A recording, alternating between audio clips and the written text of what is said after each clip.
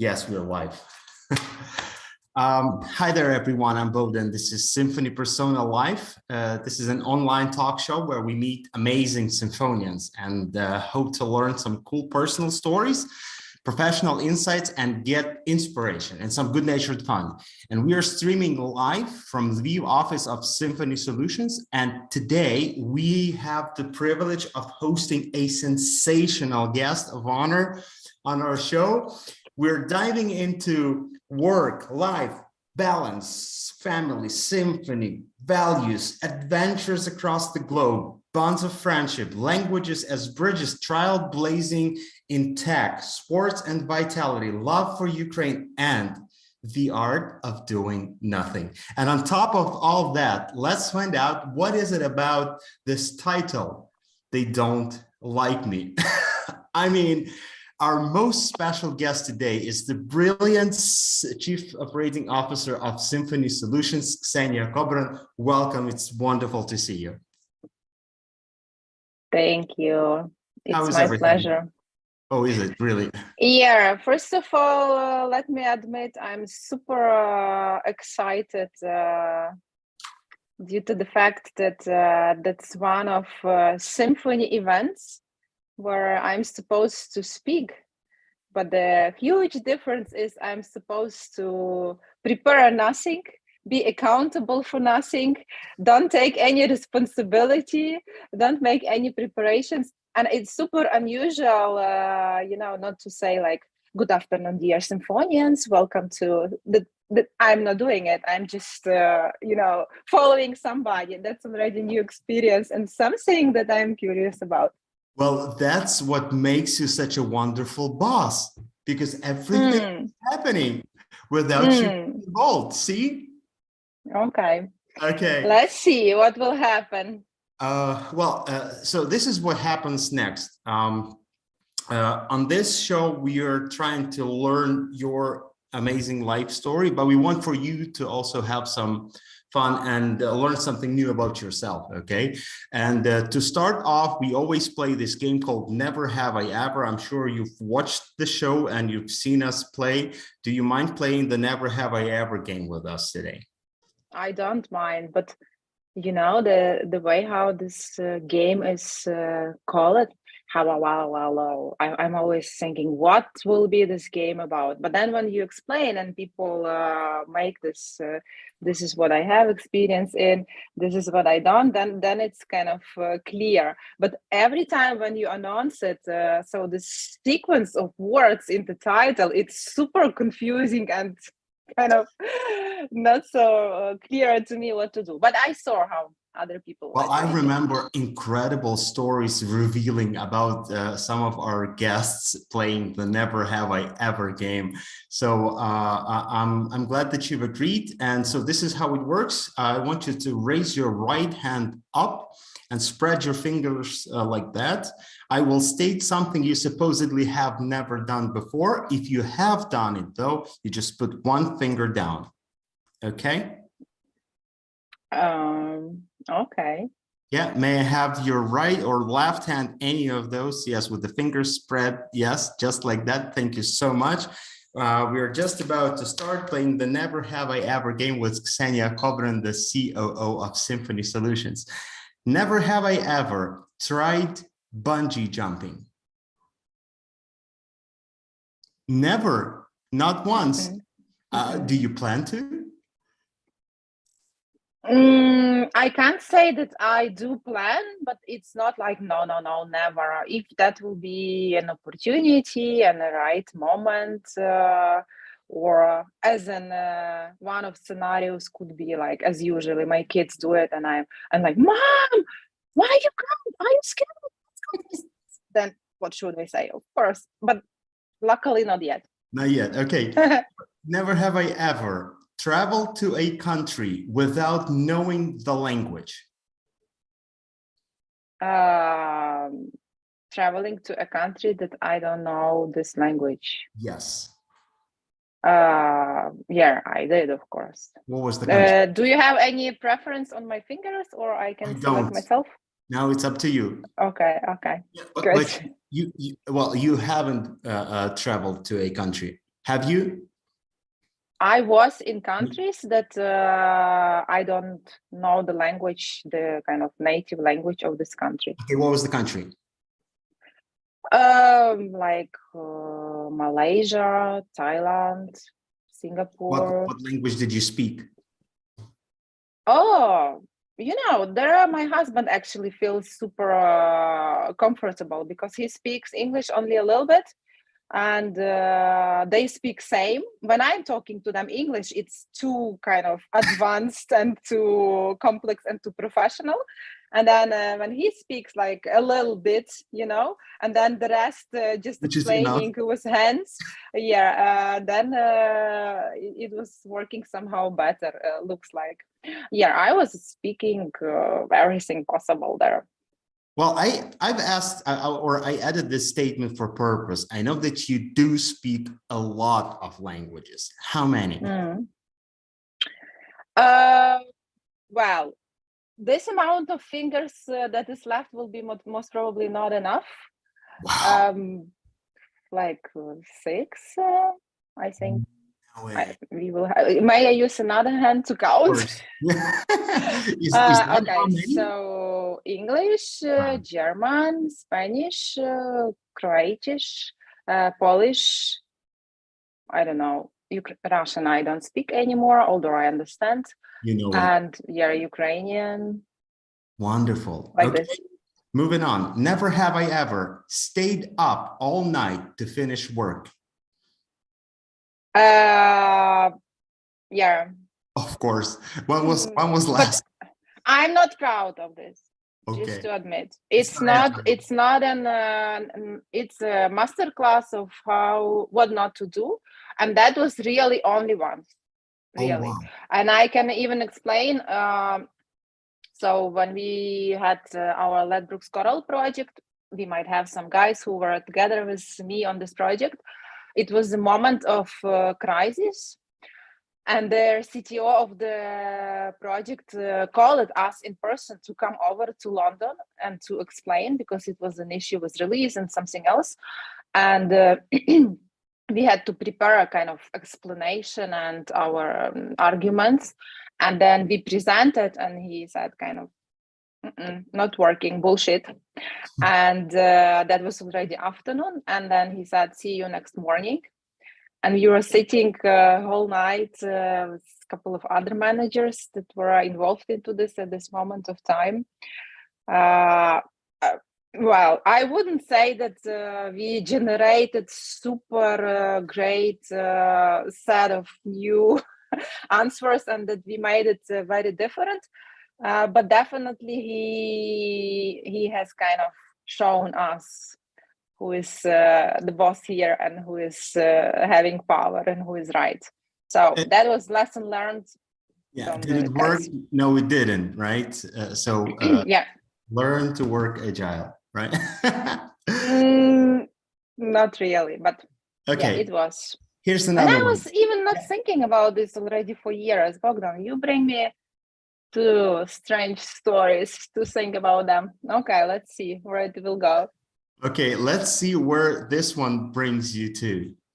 Never have I ever sang karaoke in public. In public, meaning when some other people see it. At least right? One person watching, that's public. Ha, ha, ha. Yeah, I did it. But that's, well, it's shit. Are you not proud of you singing? Yeah, well, I have no idea. My kids, they sing very well. They are using vocal classes. They play piano. My husband, he never learned it. They have an idea. Now you're singing with kind of first voice, second voice. There is some set of levels, grades there, and I sing with my heart and soul if I do. And they are making fun out of me. And they say like, mom, or like my friends even, you are like Eminem. You are like singing rap. You are just reading quickly this text. But what's wrong with I don't Eminem? Mind. What's wrong with Eminem? Yeah, I mean that it's not singing, it's just quickly Rapping. reading text and pretending that it's singing, and then they start challenging me, is this now alt, is this soprano? And but I don't care really. I do it not so often, but if I'm in a good mood, I do not go so often to karaoke, but yes, if I'm singing and I enjoy it, what people say, if you don't like it, don't listen. As long as you're having fun, as long as that makes you happy.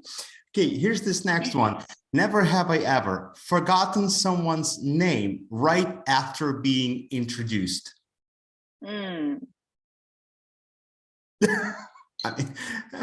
That's such a terrible feeling, right?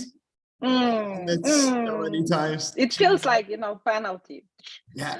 But look, I can also, don't consider it as an excuse, guys. I'm not pretending to be perfect, to know everything, to have all the skills, nothing similar or even related to this, but just let me try to kind of explain how that was possible. So I was used to have a lot of training classes and consulting, and of course students. And when you have class like we were doing, like 40 people, and then of course every student is expecting your attention and some respect. And how you show respect to people, at least through calling them by name.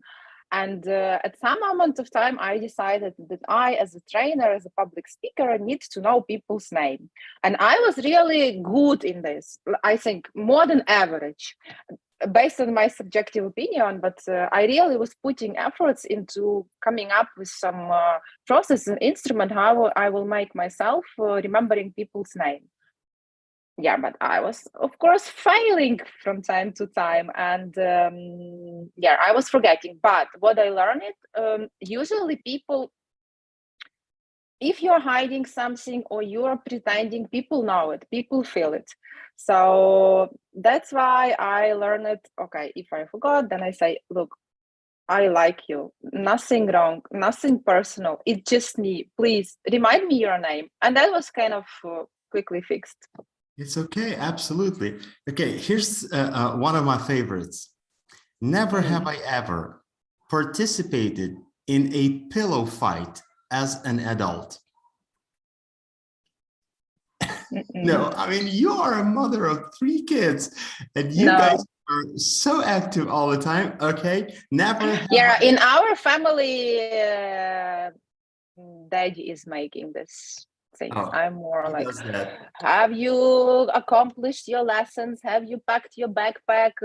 Somebody needs to be more funny, somebody needs to be more serious. So far it's like this by us, but it doesn't mean I can do crazy things with them, but I'm not so frequent in this. Okay, you are a COO of your family. So here's the... You mean symphony? Yes, but another family now. We shall talk about that. Here's this another one. Never have I ever had a midnight snack. Last night? How much life is in your life, I knew it.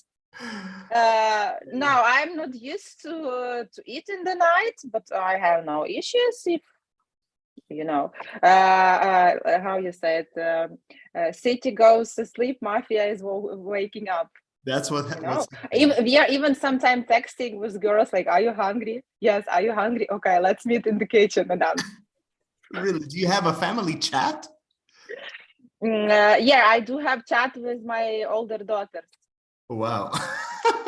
Yeah, because often when daddy is sleeping, Adam is sleeping, and we need to talk or agree, or even to agree to walk out, then, Mom, are you free? Is he sleeping? Are we going? Yeah. Okay, let's meet. Go. Well, thank you very much. That was a lot of fun. I hope you've had fun too. And there's so many people watching. It feels even a little bit like yoga, you need to stretch your hand for a while and keep it static. See, you are practicing. So there's so many people watching us right now. Thank you guys for being here. And I wonder always where you guys are watching us from. So please let us know down in chat, which country or city are you watching us right this moment from? Once But again, when people are texting and responding, I don't see it, right? you don't. People I will know. let you know what they Because are. I'm used to say hi to people and meet and greet. But why don't you? No chance. But I don't see the chat. Well, you can open the chat on a different device, but you don't need to care about that. I will do that for you. Okay, please let us know where you are watching us from. We are very curious. Our guest today is Kseniya Kobryn, the COO of Symphony Solutions, and we've just played the Never Have I Ever game. That was a lot of fun. Our next phase of this show is the quick questions. So the quick questions is where we want you to answer the question as soon as it's asked, like immediately. It doesn't have to be short, but it has to be fast. Just whatever pops in your head right after the question is asked. Here's this first one. What's the worst thing you ever did while online meeting when your camera was off?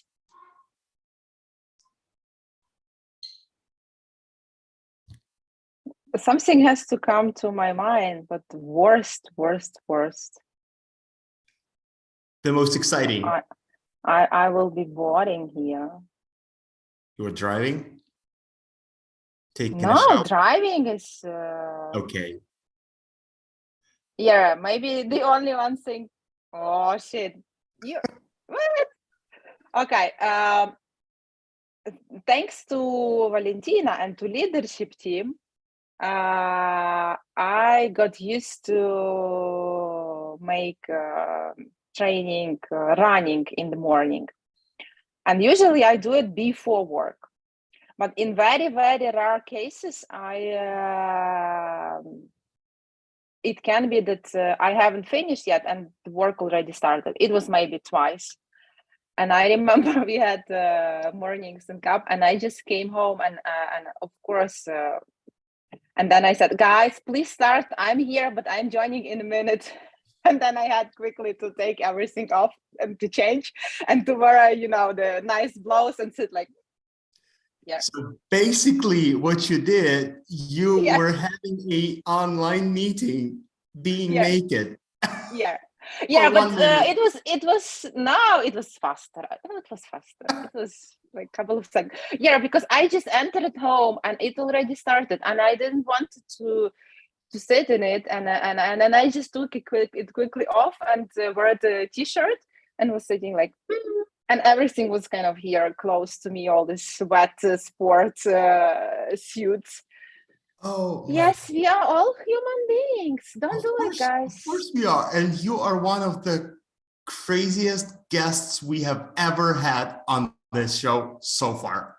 Thank you so much. Maybe it's time to finish. And let's not go too deep into the craziness. It's about time to move on. This next quick question is, what's the weirdest thing you ever did to make money?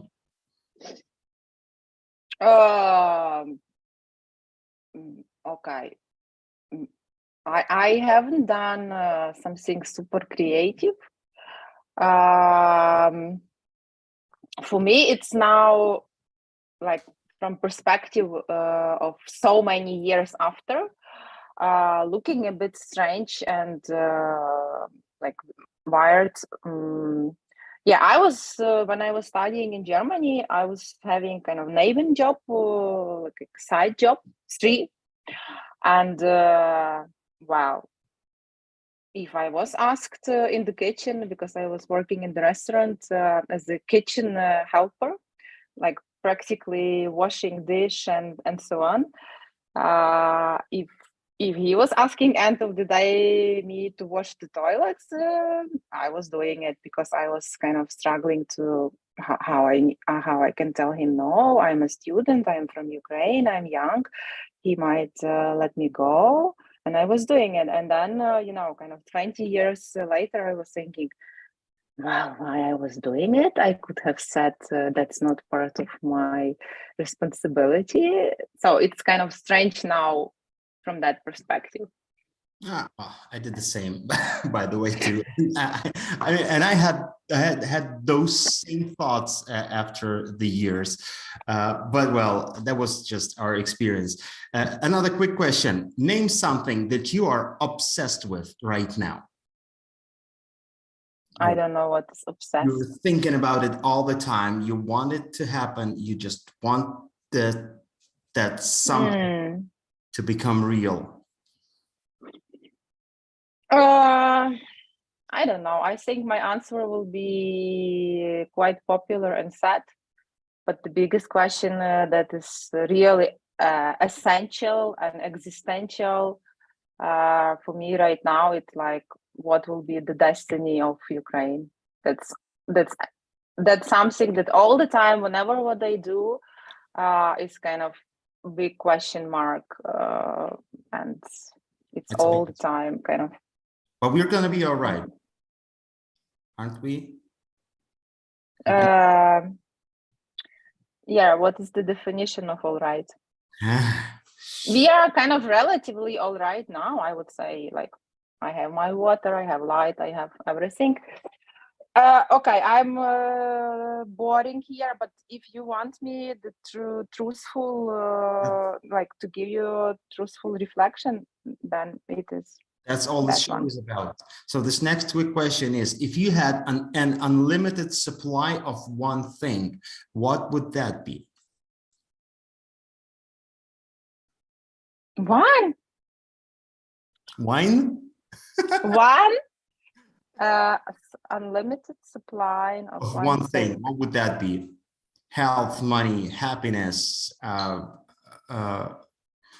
you name it, time. Yeah, of course. I was thinking time. I was thinking love, but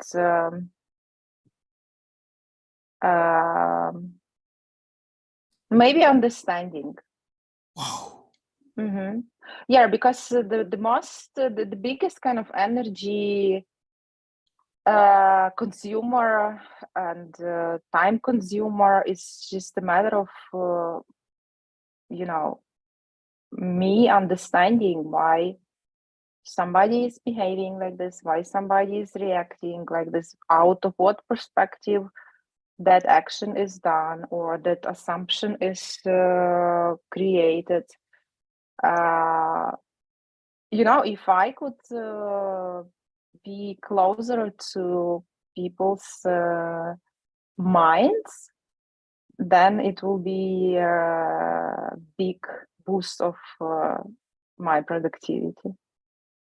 That is incredible. We've never had this answer ever on the show from anyone, from any of our guests. And story. Wow. And love. I didn't even think of that. I mean, see? Yeah, because look, you can have, and look, that's again, may I still, or I'm already breaking all your everything? Can do whatever you want.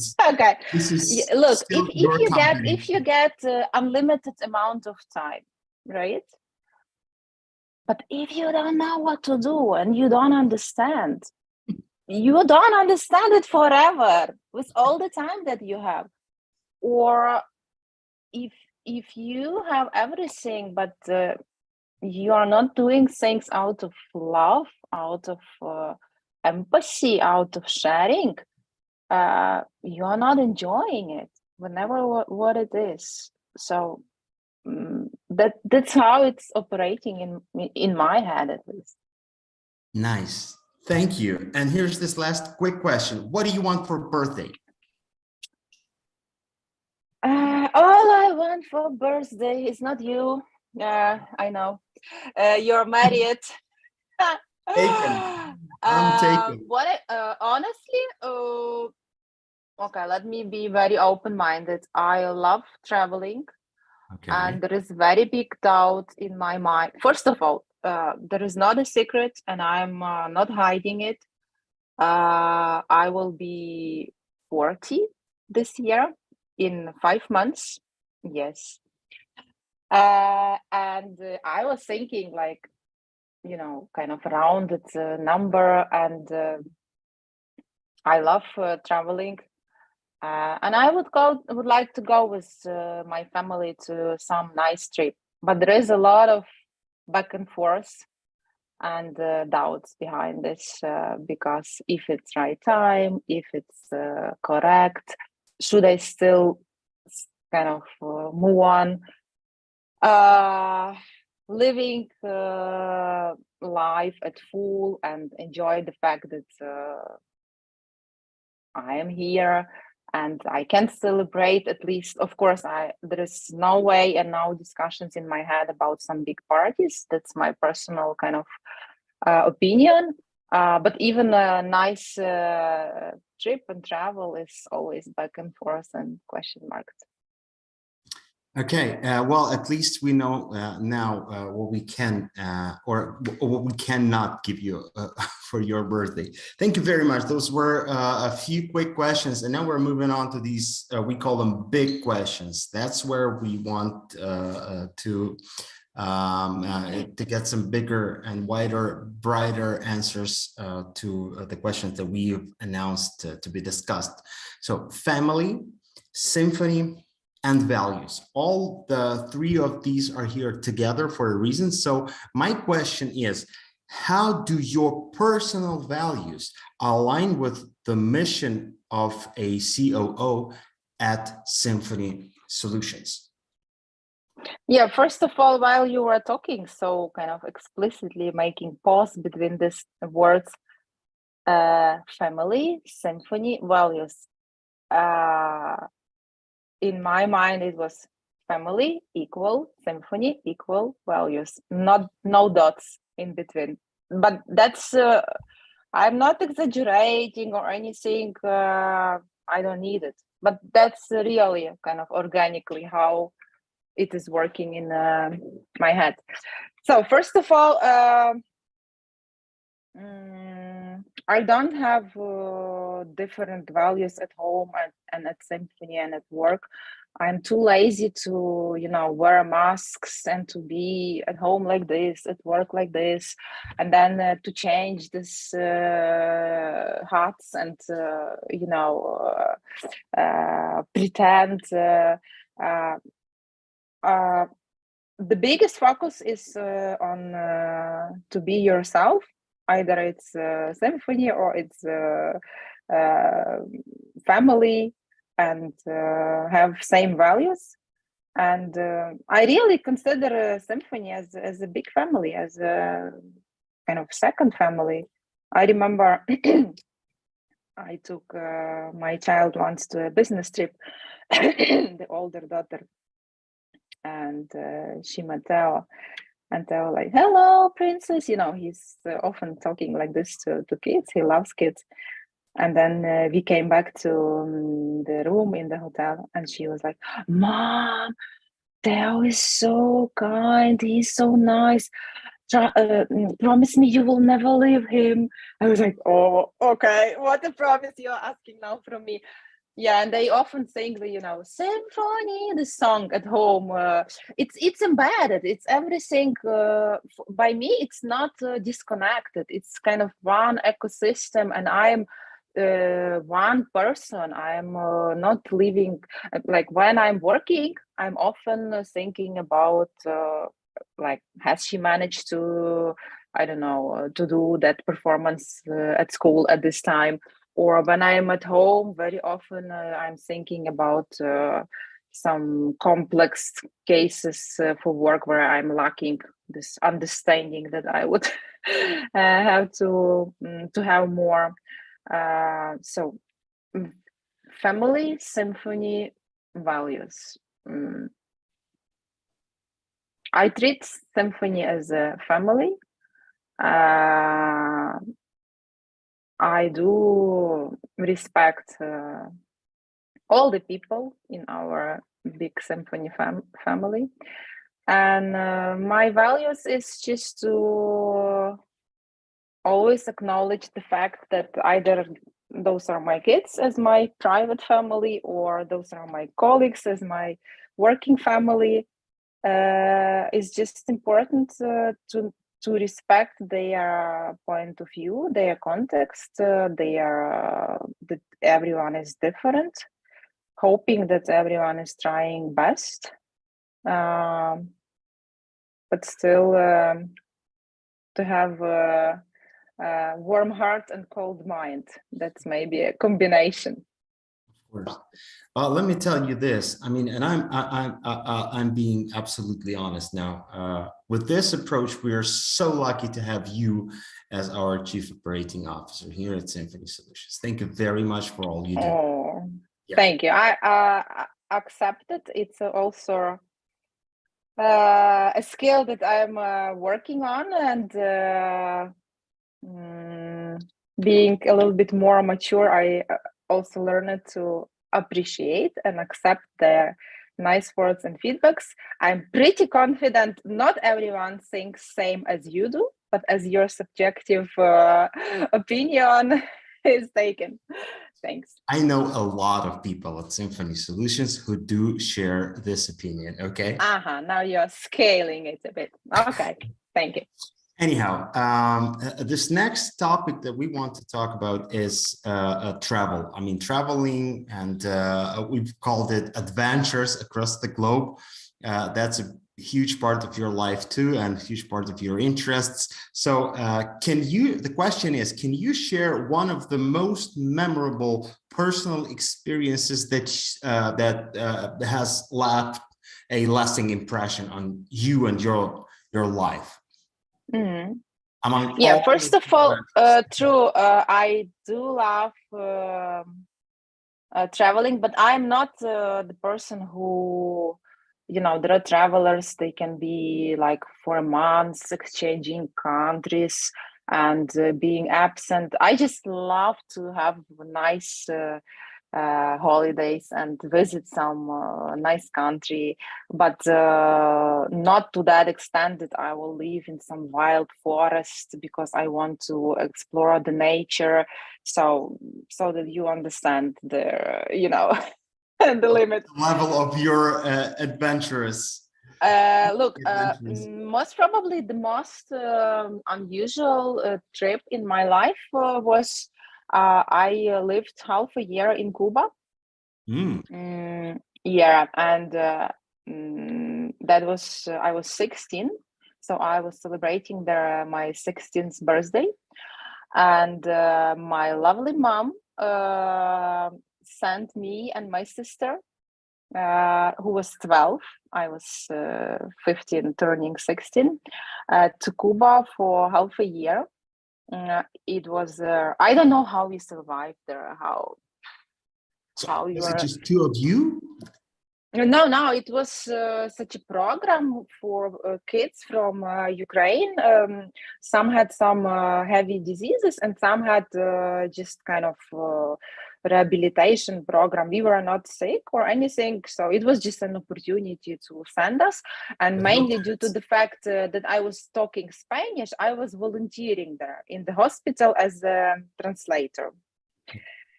Yeah, and so that you understand. Excuse me, at 16 years old, you were speaking fluently Spanish.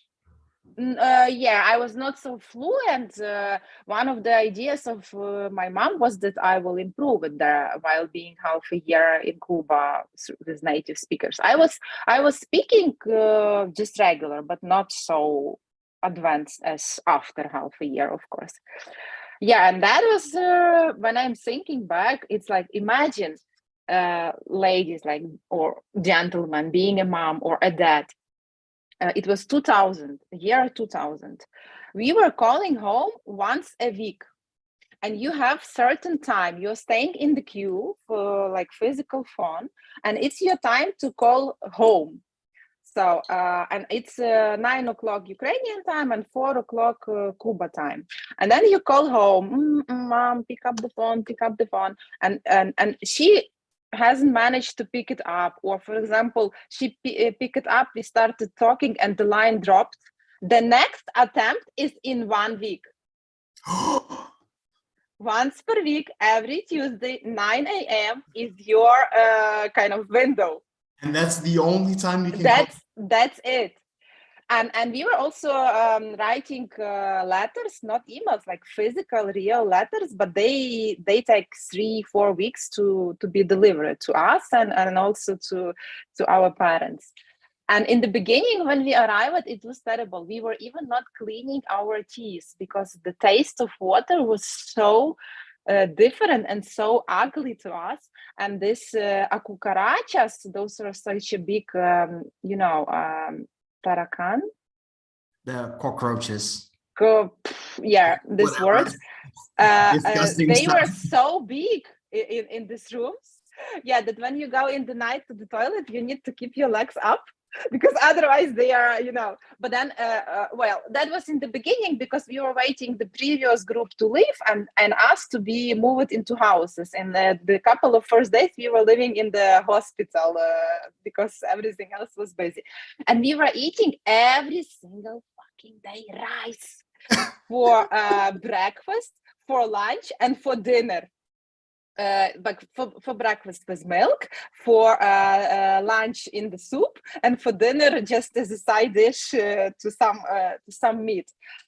But if you will ask me what was the kind of cool, exotic experience, what you are missing, that's exactly this, and it is super unexplanatory and super strange, but this is how human brain works. I think everyone has some memory of some very strange trip as a child where it was not so comfortable and even scary, but then when you are thinking about this later, it's still cool experience, a lot of friends and so on. And remarkable is that I was there until March 2000, and then in September same year, like half a year later, I went to Cuba already with my parents to nice hotel, 5-star, and so on and so forth. And I didn't like it. It was fully different country to me. You don't see, because we were learning the salsa, merengue, and all the songs, and you're living really this Cubana life when I was there half a year among this camp. And when you go there just a tourist, it feels like super different country. You even don't understand how is this possible. Yeah, that's why I'm big fan of Che Guevara, Revolutionaire, and Spanish kind of songs and culture and everything. Do you remember any? Of course, but I will not sing. Well, at least I tried. You guys, I mean, yeah. You haven't even started to try, but you want it. I mean, I did that not for myself, but for all of the symphonians watching YouTube. Okay. Dear symphonians, with all respect and all life, I can go extra mile. I'm fighting where possible for the most convenient decision and for the fair approach and a lot of things, but singing is definitely not one of my powers. Forgive me this. I can dance, but also not today. Okay. Next time. Maybe we shall start a different show, like Symphony's Got Talent, and stream it on YouTube. Anyhow, I loved the story. I mean, and out of all your adventures, out of all your trips, you remember this one, which is absolutely amazing. Yeah. So this next topic and this next phase of our conversation is talking about friendship. And I mean, I know that that friendship itself holds a very special place in your life. And I know that you are always surrounded with a lot of your friends. So the question here is, what's the most heartwarming story that highlights the bond of friendship in your journey? How you said story? Heartbreaking? Heartwarming. Heartwarming. Oh, warming. The most touching one. Yeah, let me. I don't know the story yet. Maybe something will come up to my mind. But yeah, in general, I'm very conservative. in friendship, I have many, not so many, like 5, 6 very, very old friends. And I think I'm proud of the fact, that we were students, we had different interests, different lifestyle. Now we all are parents, more adults. But it's important for me to meet with my people, to spend time, and friendship is one of examples where I can share my general approach that if there is something that you value, you have systematically work on this, dedicate yourself, care about it. It's not growing itself. Either it's, I don't know, marriage relationship or friendship or at work or kids or sports or maintaining some level of some knowledge. So everything that you consider important for you, you need to dedicate time, work on this and put as a high priority. And my home is always full. There is always somebody coming to me, visiting me. But I love it. And people feel I'm not annoyed by this, although when it's too much, I do. But my friends, they can just call me, we are coming. And then, okay, I take ice cream, I take meat, I take beer, just settle the table, And what I see, my kids are doing the same. I often say, don't educate your kids, educate yourself, because they are replicating and they are following. Like even yesterday, my husband is now abroad. My older daughter went to her friend, and I was thinking, oh, it will be almost empty. Having only 2 kids at home, it's for me kind of almost empty. And then guess what? The rain started, and 10 kids from playground visited my middle daughter, and they were all eating here, watching movies. But they know I don't mind, and I really. It's like how much life is in your life. And for me, life is when you are surrounded by people, when you are spending time together, when you have some connections. That's really what I like. What I will definitely remember here as a young father, that you never forbid your kid to have friends over, right? I mean, no, and I even welcome it. Right. I can tell you why. Okay, it's not kind of mother's podcast or something.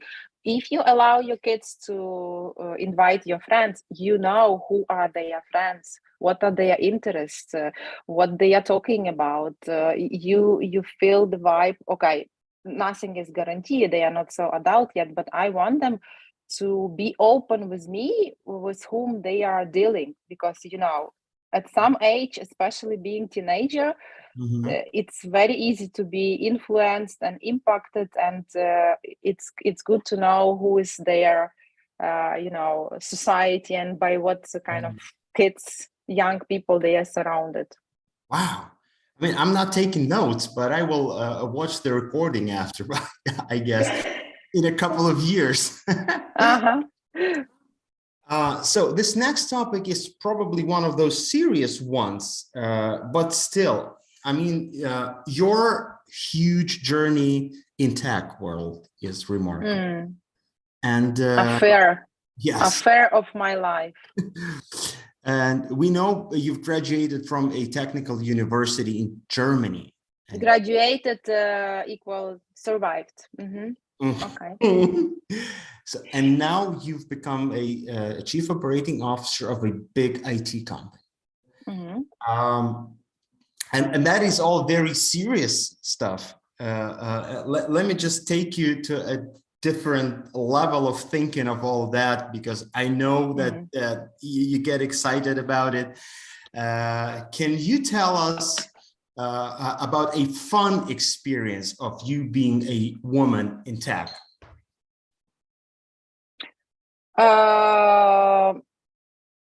from the past or now or just in general?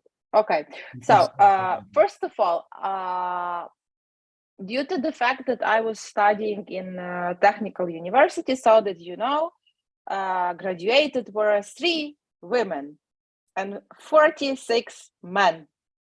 Oh. And started have 767 or something like this. So everyone has a chance to start, but only very limited amount of people manage to get a graduation. That's how studying in German technical university is looking like, as in a nutshell, you know.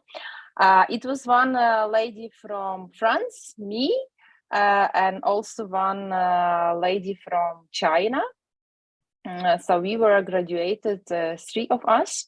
I have to admit that I did it not because I was so talented in technology and best programmer, so that you understand, we were programming Haskell. Yeah, just the language, because Ericsson had a big order for students who can program on Haskell, and they were teaching us this. Then I was learning all these algorithms, Macau, Monte Carlo, then Turing machines. So Java was easy comparing with all the other things. But I was not so naturally talented into it. I was getting a lot of help from other students, mainly men. And I was just very kind of pushy and forcing myself not to give up. Although a couple of times I was almost there already, because it's very hard to pass an exam. And the difference is you are preparing, you are learning things, and you think you know everything, but then you go to the exam and they want you to apply your knowledge and to check how you will use it. And that's not something that I was used to, and I was just failing multiple times. So women in tech. I'm used to participate in many meetings, calls, discussions where I'm the only one woman. And it might sound that I'm supposed to be, you know, scared or feel uncomfortable, but I consider it as an advantage. And my view is that you are respected independently if you are a man or woman, if you know what you do, if you show accountability, if you speak sense. But if you're a woman, you just need to make an extra mile in order to make it happen.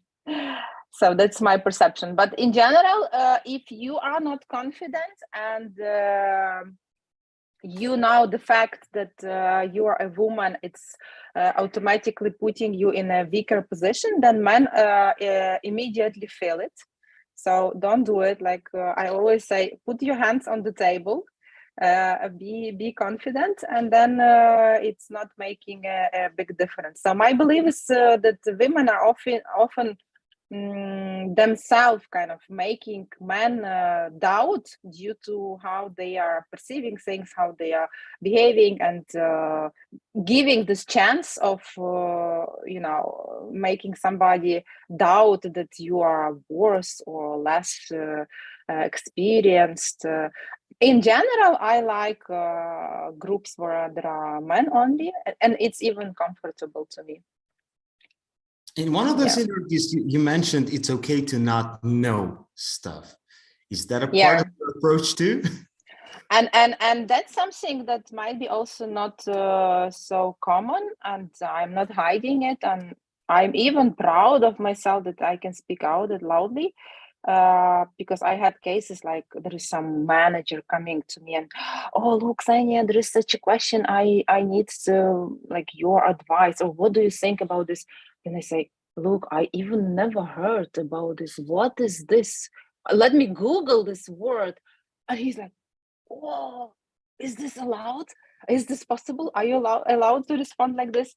Are you allowed to not know? I believe that there are many people around myself who know many things that I have no idea about, and I trust it. And that's what is helping me also to succeed, not to pretend to be an expert in and to teach everyone. I'm pretty comfortable if somebody is reporting to me, and I'm open that I can learn from this person, and I'm asking for advice or for consultancy, and I'm not hiding it.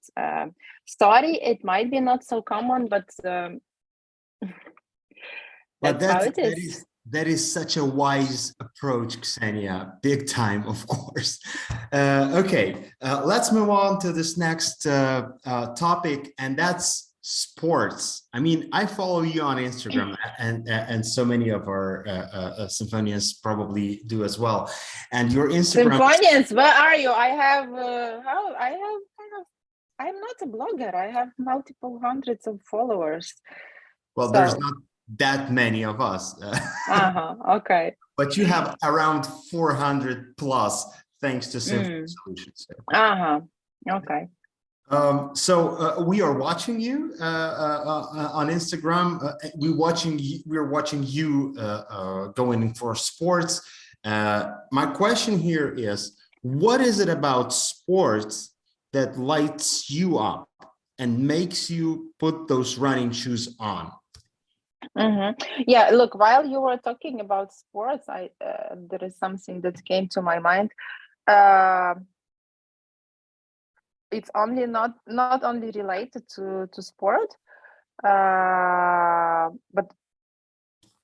everything has to be to some healthy and certain limits. Like if you are focusing a lot on your friends or on your family, it shouldn't be everything, right? It should be kind of good enough. That's my philosophy, or perfect. And same with sport. I'm luckily or unfortunately, I don't know, but I'm not professional in sport. I'm not taking part in any kind of big events. But for me, do something.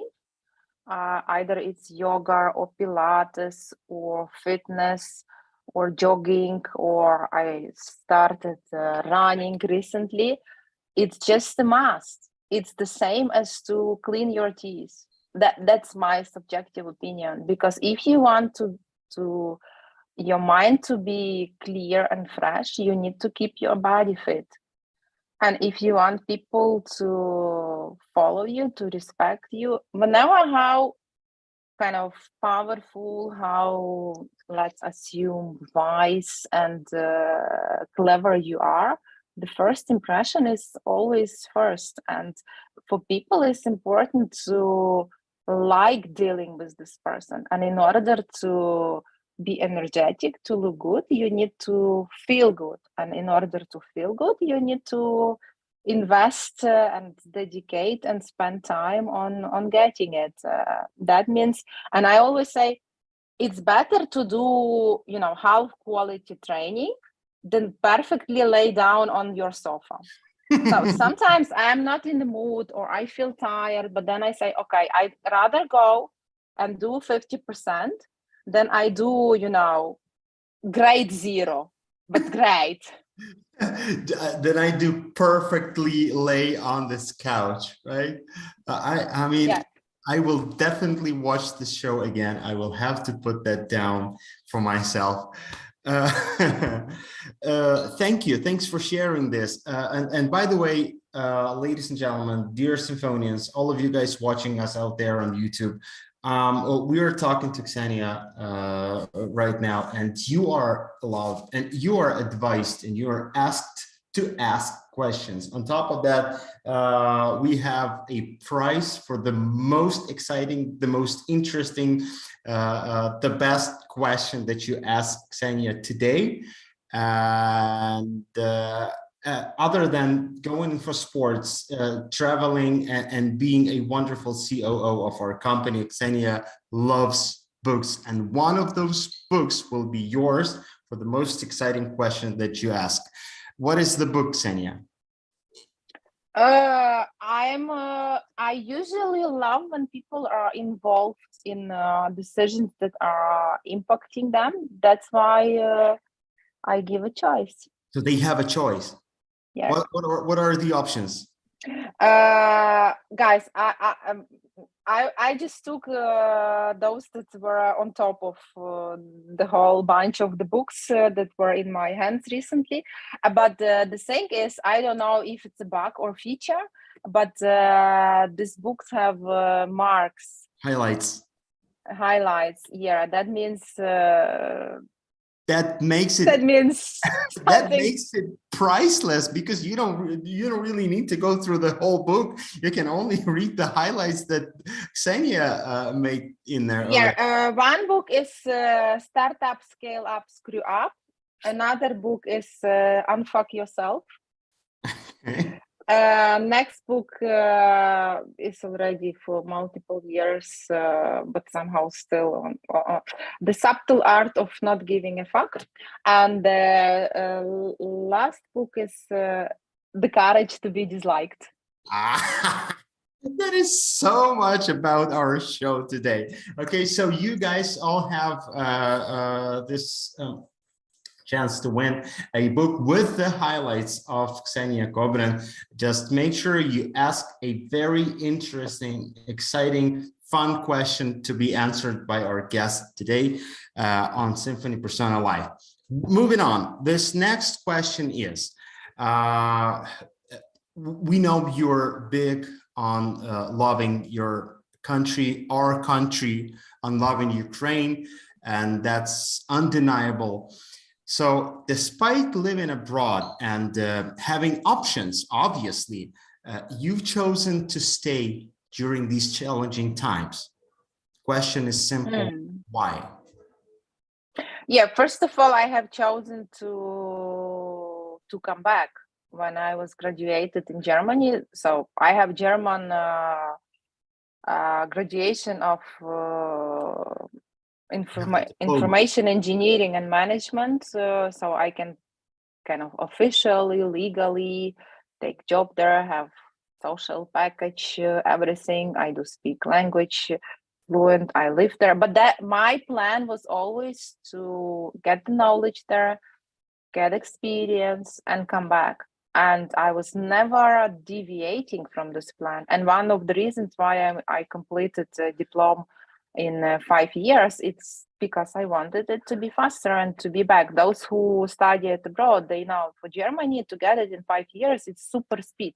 For Ukraine, it's regular. In Germany, they do it like 8 years in average. 10 years, yeah, just taking time. So it's not just a matter of staying now at this time. It was always like this. Now it's just again, everyone has own context and circumstances and a set of values and thoughts.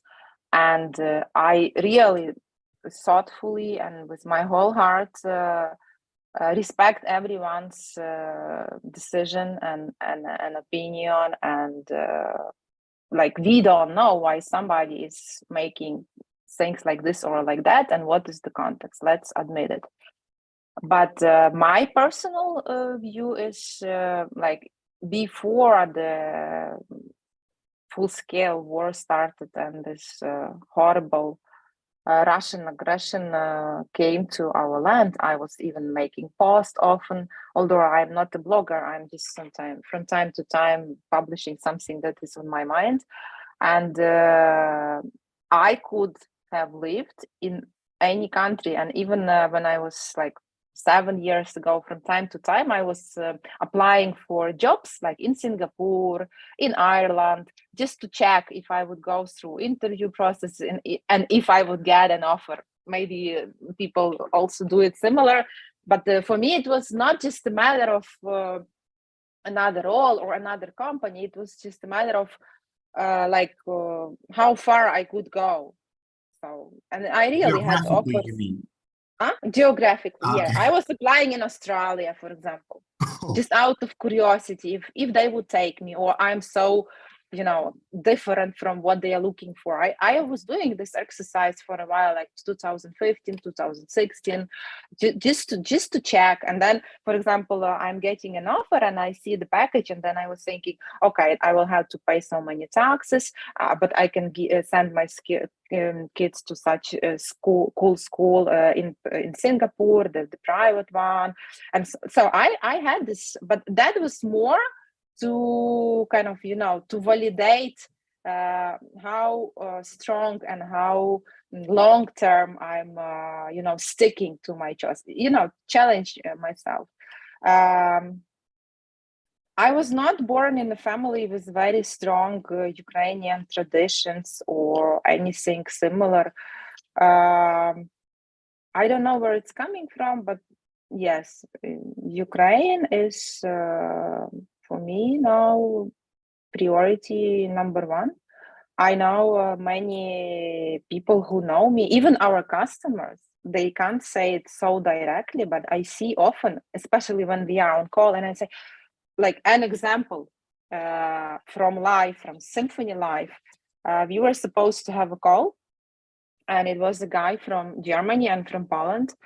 And then they reached out, and one said, look, I'm not so sure if can do a call tomorrow. I have a dentist visit and my face can be swollen. It might be not so comfortable for me to talk. Let's see, maybe I will reschedule it. And then the guy from Polish team was, okay, that's good that you mentioned it, because my neighbors are making renovation of the apartment now, and during the working time they are drilling often, and there is inconvenient noise coming. It might be not so comfortable for me to speak. And then I'm like, okay, gentlemen, so I have 2 months old baby. I have no electricity, but I know how to run generator. There is no internet, but in my forest, just to run a little bit between the trees, there is a chance to get good one with Starlink. There is air alarm right now, but let me know your slot, I will adjust. So this is how we are operating from time to time. Yeah, and it's not because I feel the responsibility or accountability. That's because of my might be strange, but cautious choice. And I often see like clients, Kseniya, do you still stick to your decision to stay there?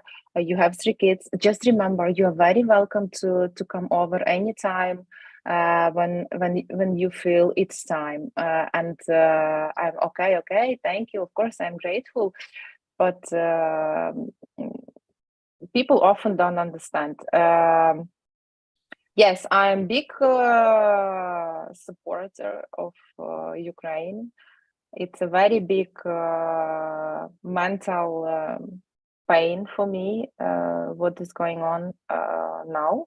I'm, of course, sometimes in the trap of doubt, like if there is alarm in the night and I have to wake up my kids and they are crying and they don't want and they don't behave, and everything is smashed the next day, and all the plans are kind of destroyed. Of course, you are tired, you fall down for a while in some sense of doubt, but it's just really the kind of light moment.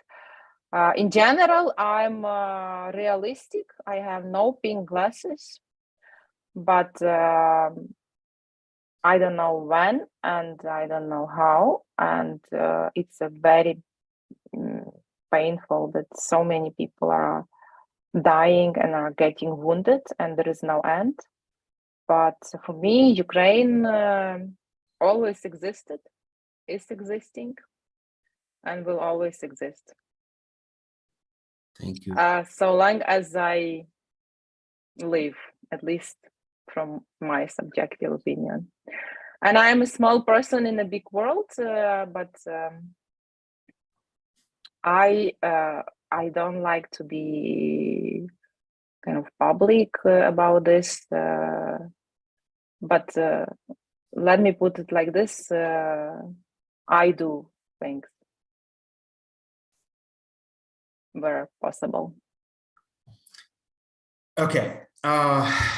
Well, life is moving on, and you are here, and your whole family is here, and your friends, your beloved friends, are here. And I am, from me personally, from all of the Symphonians and so many families that have received help from Symphony Solutions. Thank you. You're welcome, but at this time it was like when the war started. I was not looking at is this junior person, is the senior person, who is. I just heard people, symphonians, are coming from other cities. They need help. And people were living in my own apartment, and I just wanted to enter it once, and I said, guys, how many you are here? And they were like, okay, we invited our relatives and the relatives, their neighbors, and they were like in my 3 rooms apartment, like 16 people, and the strollers and the luggage and everything, and I just had to go through it in order to to take my passport and some personal stuff. But at this moment, it's like apartment, dress, furniture, it's all so irrelevant. I was not making any problem out of this. And I'm just happy that was at least somehow at this time for some of our symphonians, or for people who were important for them at this time. That's the history already.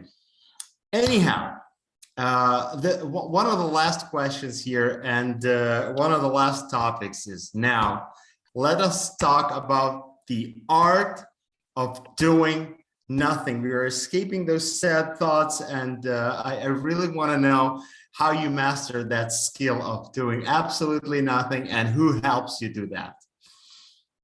First of all, I'm not master yet, but I am kind of experienced user.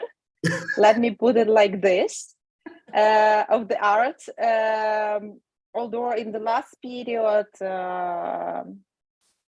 maybe I could even be a bit better in this. Yeah, it's just important activity in everyone's calendar should be doing nothing.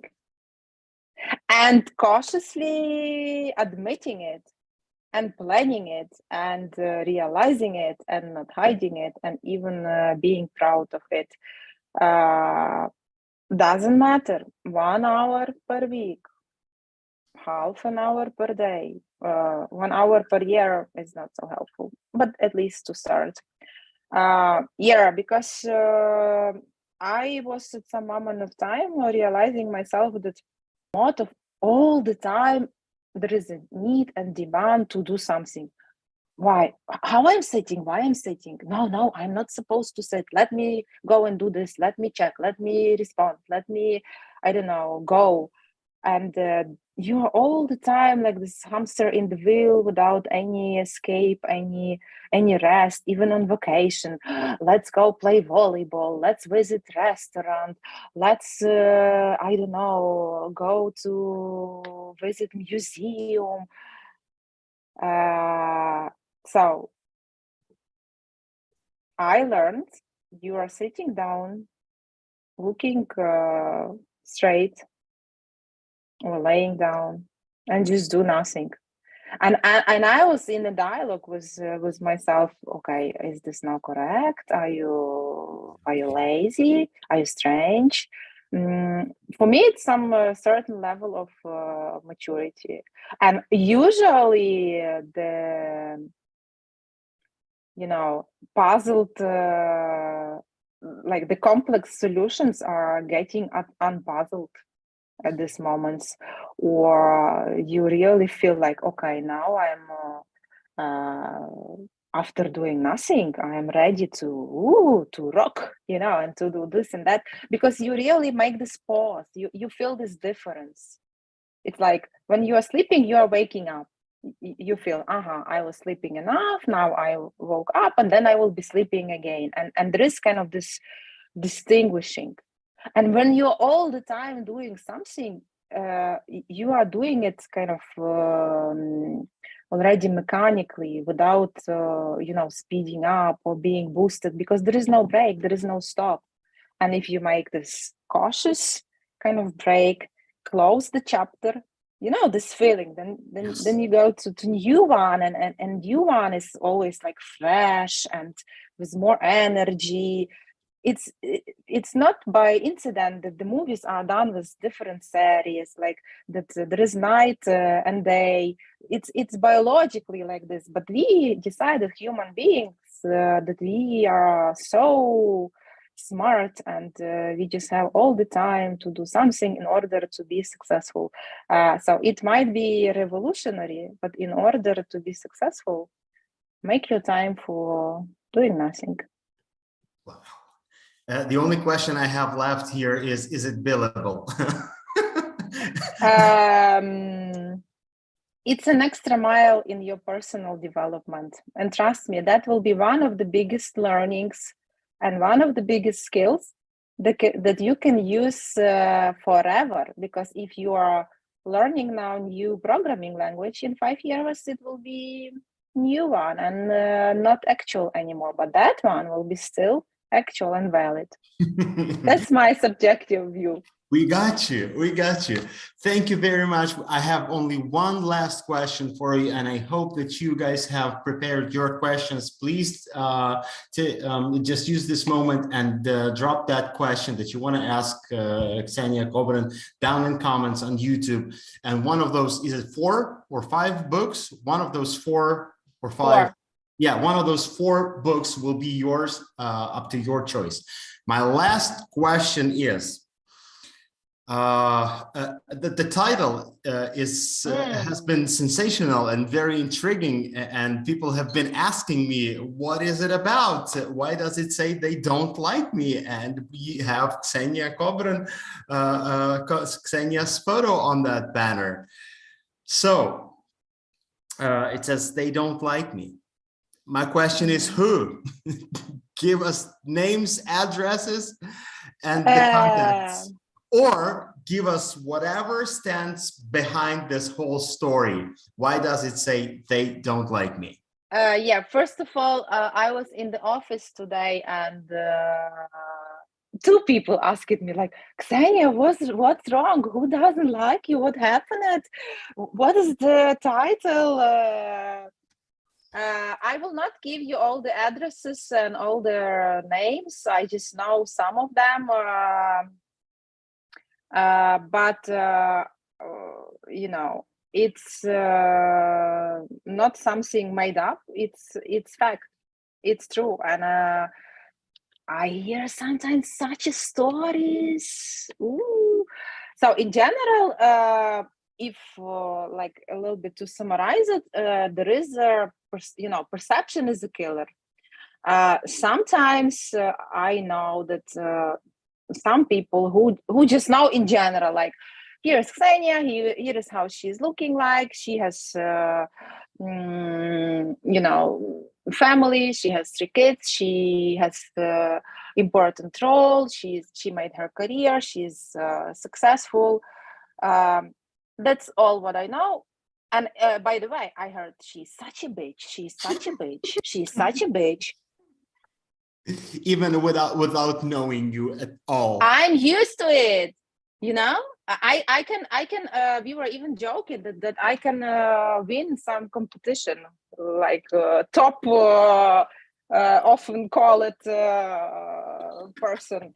There is somehow such a perception that people that are kind of in a distance from me or don't know me.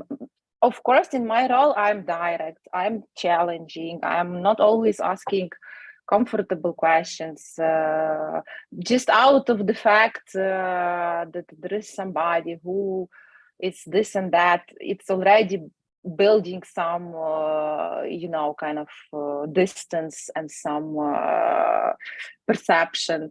And like, I know stories. Oh, Kseniya, you know what? I was not working so close to you. When you were promoted to COO, I was hating you so much. Like, I was thinking, oh, what the bitch? Why she deserves this? How she did it? Now she is sitting there, like enjoying her life, having so many people reporting to her. Do you know now? When I'm close to you, I know how you're operating. I know how much stuff you have. I know what situations you are dealing with. I feel so sorry that I was thinking like this. There is such a shame. Excuse me, forgive me. But there is nothing to excuse. Like, person decided it herself like this and somehow lived in this perception for a while. And then when the person got to know more, it was changed.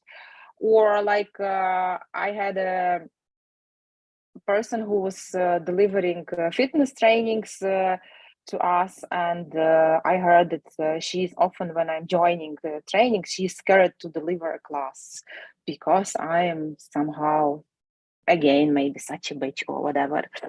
And then when it was COVID time, I invited her to deliver classes for me and for my friends, and then we kind of built a friendship relationship ourselves. She decided to move to their house and get an apartment close to me and be my neighbor. And now our husbands are friends and kids. But that all happened out of perception that I'm so scary and so disliked. And I don't know why, but somehow there are multiple cases around me that are flying around where people are like don't liking, even kind of hating or calling with different words for something that might be true, might be half true. I don't know for what, but I just know it exists. And one of my books is The Courage to be Disliked. And I even consider it as a, adventure, as a challenge. And even, okay, I like it. Let's see how it will go. In what story that will evolve, or maybe it will stay like this. But just be aware, it's part of life. And I'm not sad about this or anything. Just aware. Well, at any event, the good thing is that there are people, even if they did not like you before, they do like you now. And there are people down there in chat who do like you, at least for the fact that you are ready to give them one of your books. And they're asking questions. Do you mind if I read those questions to you? So, by the way, we have people from almost all over the world. We have people from Ukraine, Skopje, Kharkiv, Poland, and so and we have so many comments. You can go ahead and read some of those. So now here's the questions from the audience. One of them is, what is the biggest challenge for you as the Chief Operating Officer? That question comes from Andriy Bondrovsky, by the way. Hello, Andriy. I saw you today. It remembers me. I was like about 10 years ago at some event, and it was for married people, like some event. And then it was the question, what is the biggest routine of your part?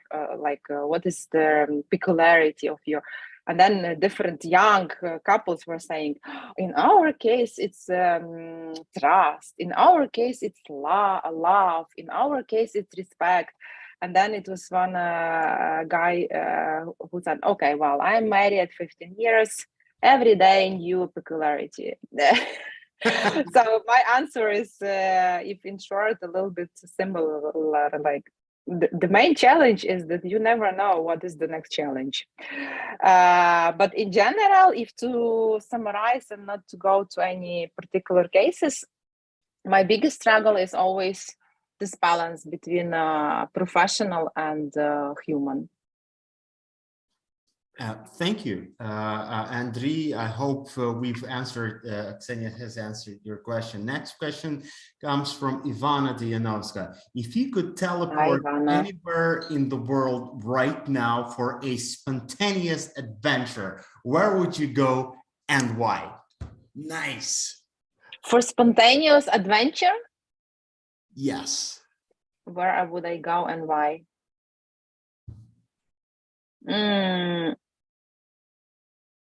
Well, I don't know if it is adventure, but Diana, forgive me if it's not matching your expectations as an answer on your question. But and it's not real adventure, but when the war started, I signed up for territory defense. But on the 5th day of the war, I got to know that I'm pregnant. And that was my long time awaited desire and dream. And I had to, sign off, to give up with this idea. But if talking about spontaneous adventure or anything related to this, I think that would be a desire to go somewhere closer to front line and to see what could be done there. Might be, as I said, but that is probably the most unexpected answer one could ever expect. Wow. Anyhow, that's the answer. The question was from Ivana Dianovska from Skopje. Irina Havriluk is asking you, if IT jobs suddenly disappear, what would you do in life? What would be your second choice for the industry, sphere, and also a job? Wow, that's a good one. Of course, like when we are talking about AI, I think in the back of our mind, we all have thoughts like, if IT is gone, what we will be doing. Honestly, I don't have any specific domain or branch or area. The only one thing that is making me feeling kind of challenged enough but comfortable is the fact that I'm used to work. I'm used to learn new things. And if something that is actual now will be gone, it will be something new that will be actual. And I want to be in trend. I want to be doing interesting things. That's why I think my next job would be something that we don't know yet, doesn't exist yet. But definitely my preference would be still to remain intelligent worker. But I'm not scared of doing work with hands if there is a necessity. Nice. Thank you very much for this answer. And there's another question from Ivana Dianovska, which is quite sweet. If your life story were turned into a movie, what would be the title? Oh, Ivana, do you want me to come over to Skopje and have the nice coffee together again? I guess so. Movie. It could be your title. Maybe it will be not so modest, but again, you wanted me to be unprepared and open-minded and transparent. So guys, do what you want with information that I'm giving you. What comes to my mind, it's like a regular human being behind the legend. Whoa, that is big. That But movie, movie should have a title. When I'm searching on Netflix, it's half deal already when there is a nice title. Yes, of course. Well, that's what we did with this show this time. See? Okay, thank you. And there's this other question from Anna Cidillo. What are you curious about? What's the area of your curiosity, I guess? Curious about okay, I can say that my curiosity are raising up things that I don't know. When I feel wow, okay, here I am zero, like profound, and that is warming up my desire to dive deeper into it. And of course, if I'm waiting for some celebration, what will happen there, what gifts I will get is making me curious as well. No. Just simple things. Nice. Well, I mean, we've gone so beyond the time limits today, but we've had such a blast having you on the show.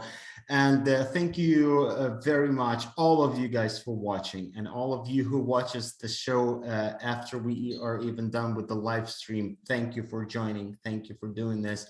Out of all these 4 people asking questions, who gets the chance to pick the book? Is it Andriy Bandrovsky, or is it Ivana with her 2 questions, or is it Irina Havreluk about IT jobs? Look, I'm a big fan of synchronicity, and due to the fact that every person who asked the question is symphonian, and in my kind of schema of values, symphonian means important, means VIP, means different. I believe in synchronicity. I have 4 questions. I have 4 books. Guess what? Everyone gets a book. Yeah, but it's just a matter of finding consensus. Yes. Consensus, it means there is no perfect solution. There is everyone has to give up a little bit. And I like self-organization, and I trust people, I trust teams. So there are 4 books.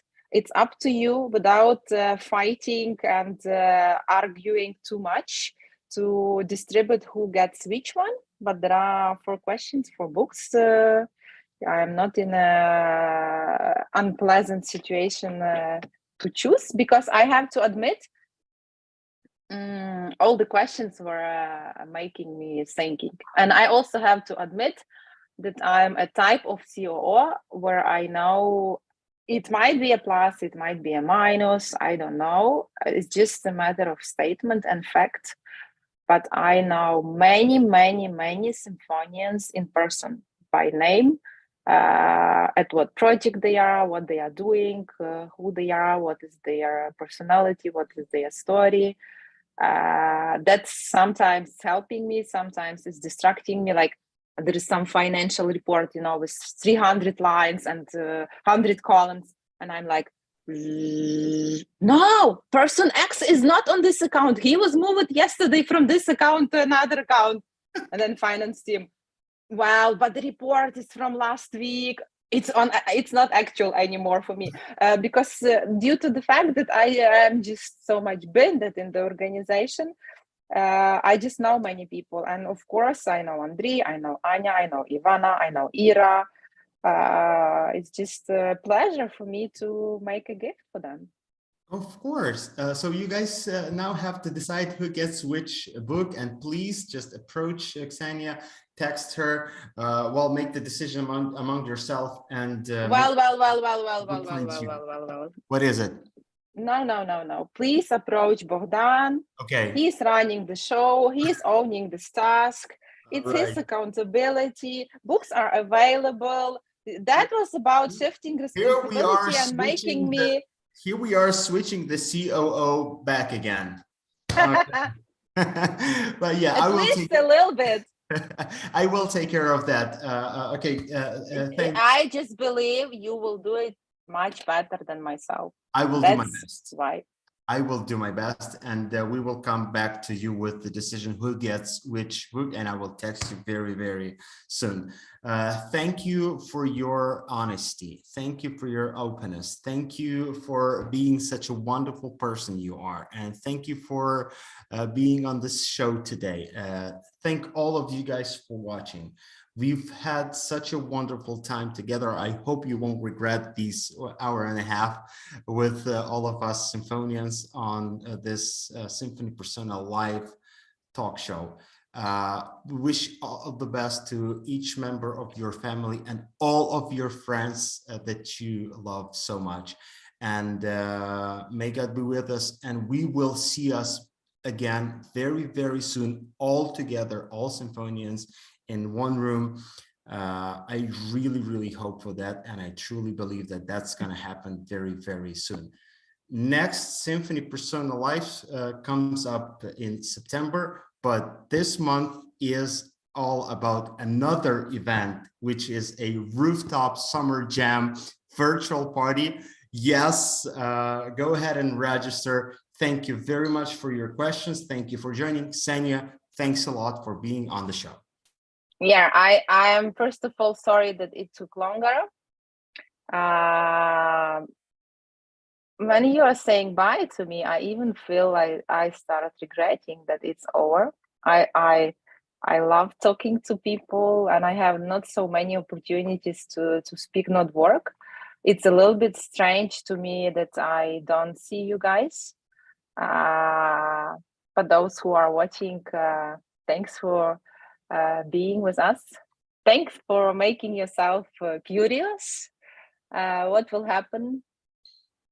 I hope I haven't said anything wrong or offended anybody, but at least that's who I am.